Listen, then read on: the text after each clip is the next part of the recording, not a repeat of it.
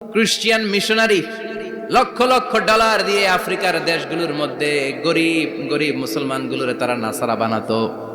এই বিষয়টা যখন মুসলিম স্কলারদের নজরে এলো, এখন গোটা বিশ্বের সব মুসলিম স্কলাররা আফ্রিকায় যে ইসলামের দাওয়াতকে প্রচার করে দিচ্ছে। গ্রামকে গ্রাম খ্রিস্টান সম্প্রদায় লা ইলাহা ইল্লাল্লাহ মুহাম্মাদুর।